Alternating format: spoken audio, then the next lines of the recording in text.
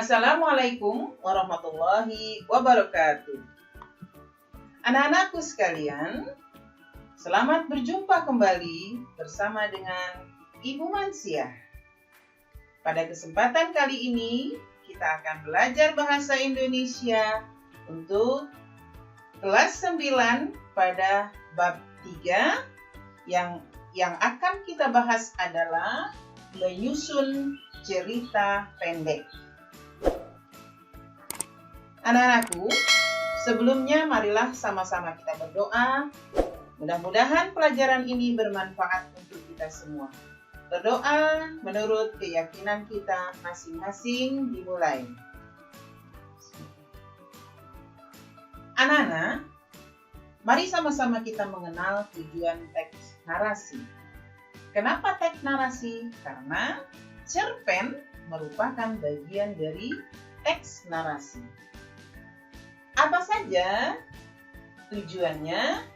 Yang pertama, secara umum, teks narasi itu adalah untuk menghibur dan memikat pembaca. Jadi, dengan membaca teks cerita, kita akan merasa terhibur. Yang kedua, tujuannya adalah untuk memberi pengetahuan. Kita akan banyak tahu tentang hal apa saja apabila kita membaca cerita pendek. Nah, misalnya di cerita pendek ini latarnya adalah Pulau Bali. Maka kita akan tahu banyak tentang Pulau Bali karena di dalam cerita itu akan menampilkan latar tempat di Pulau Bali. Akan tambah pengetahuan kita tentunya. Kemudian yang ketiga, tujuannya adalah kita akan banyak mendapat ajaran. Di antaranya apa? Tentang karakter, tentang kepribadian, kejujuran. Ini akan banyak kita dapati pelajaran itu melalui teks cerita yang kita baca. Yang berikutnya adalah untuk mendidik dan menghibur. Dengan membaca cerita pendek, dengan membaca teks narasi ini, kita akan mendapatkan pendidikan, kita akan mendapatkan hiburan tentunya. Nah, itu adalah tentang tujuan teks narasi. Selanjutnya, kita akan mengenal fungsi sosial dari cerita narasi. Apa itu?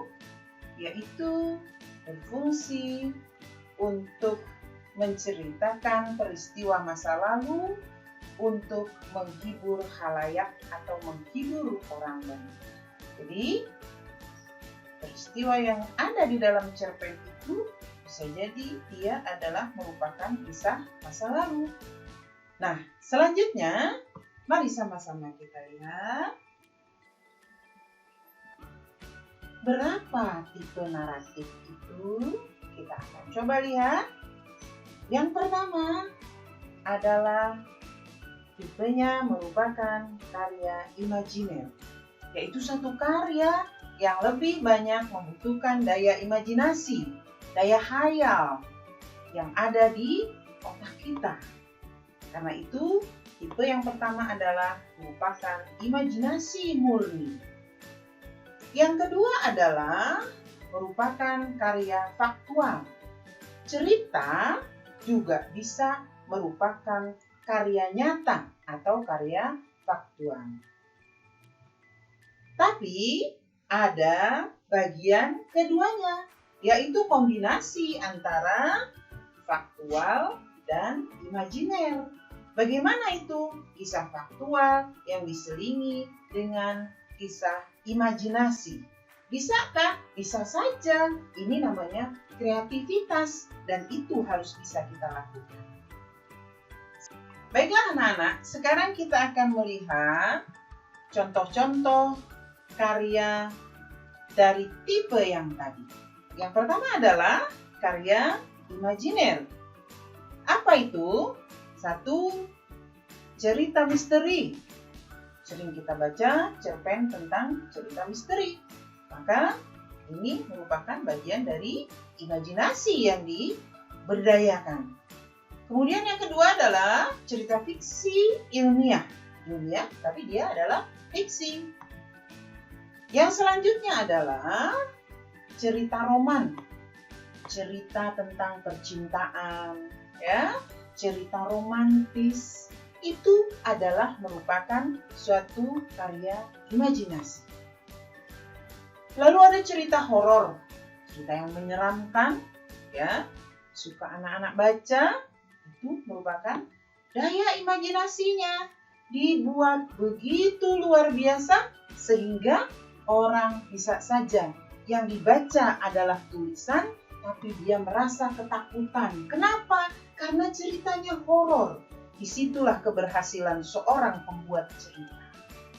Selanjutnya adalah tentang petualangan. Misalnya petualangan. Dia sehat-sehat saja, baik-baik saja, tapi dibuat dengan imajinasi. Ada binatang buas, lalu dia diterkam, tapi dia bisa selamat. Nah, cerita petualangan itu sudah dimasukkan unsur imajinasi bagi si penulisnya. Selanjutnya adalah cerita fabel. Apa itu fabel? Cerita fabel adalah cerita hewan yang bisa bicara selayaknya manusia. Itu pun merupakan bagian dari hasil karya imajinasi seorang penulisnya. Selanjutnya, contoh lain adalah mitos.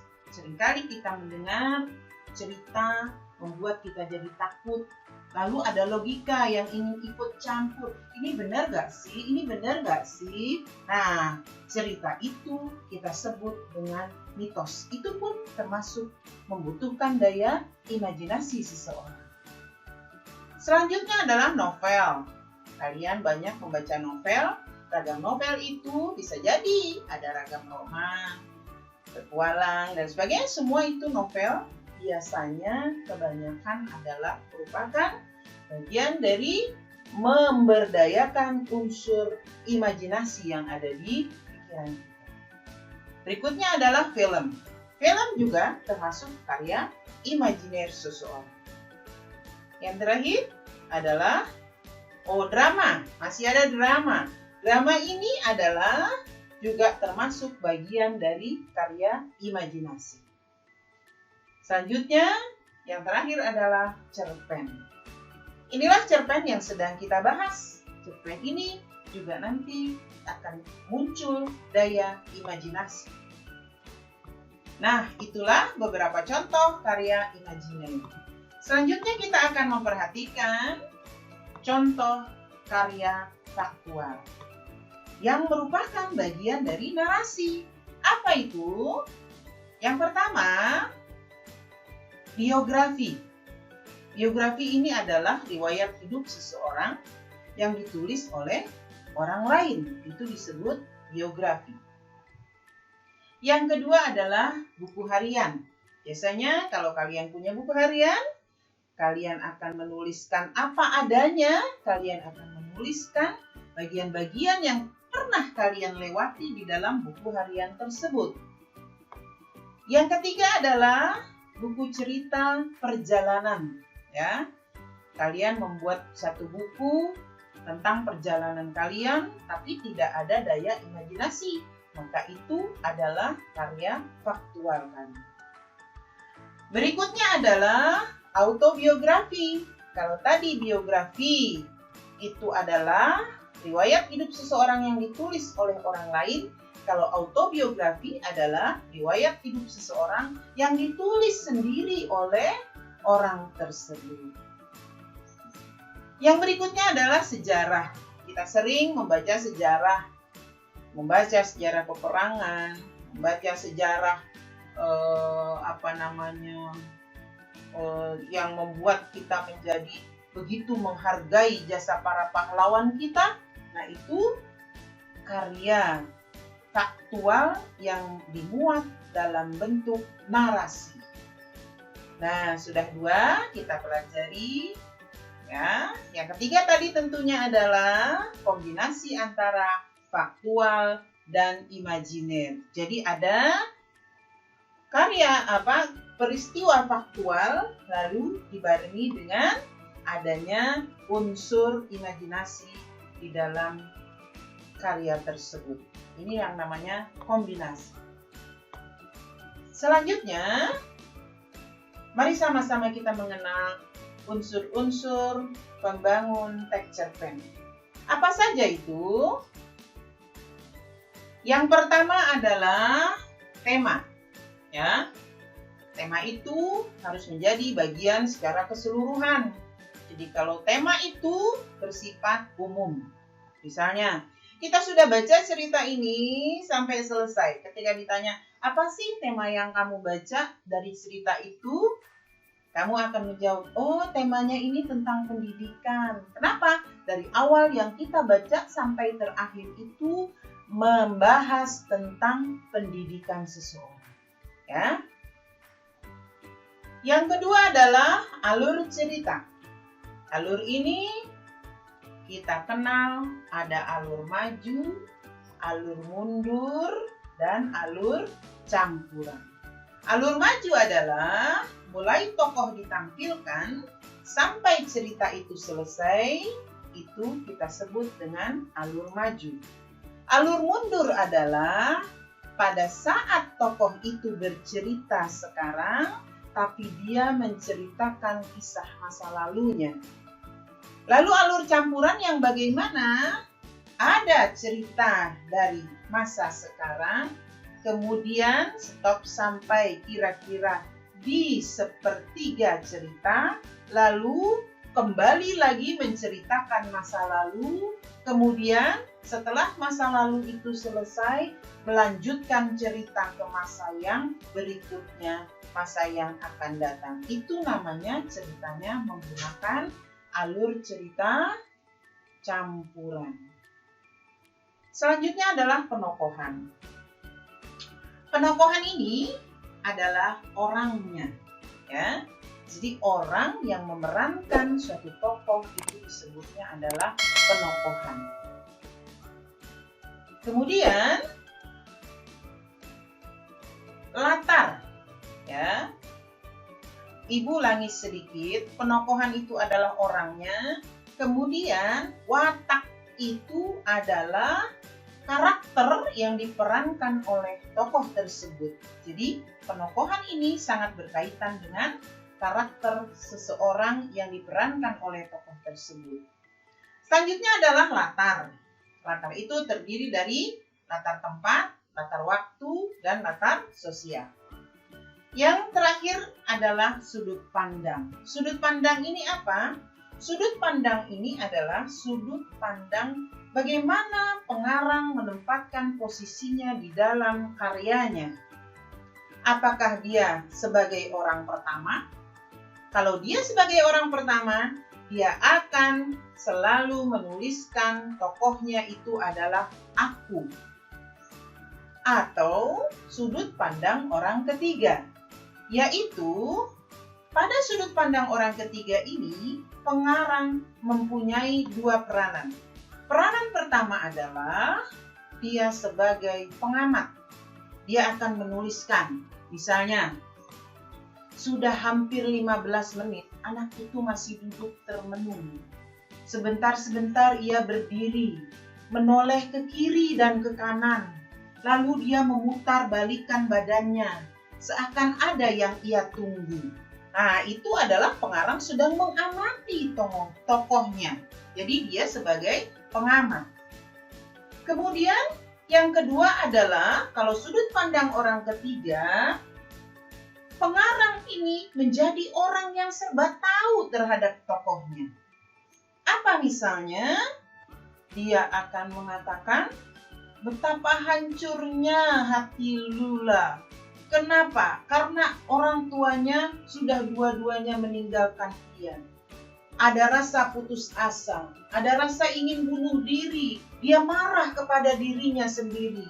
Nah, itu seakan-akan pengarang ini menjadi serba tahu terhadap tokohnya. Dan penggunaan nama tokoh ini menjadi ciri bahwa cerita itu menggunakan sudut pandang orang ketiga. Ya. Baik, selanjutnya anak-anak, kita lihat. Ini adalah struktur cerpen. Ya. Struktur cerpen ini terdiri dari satu orientasi. Apa saja sih isinya?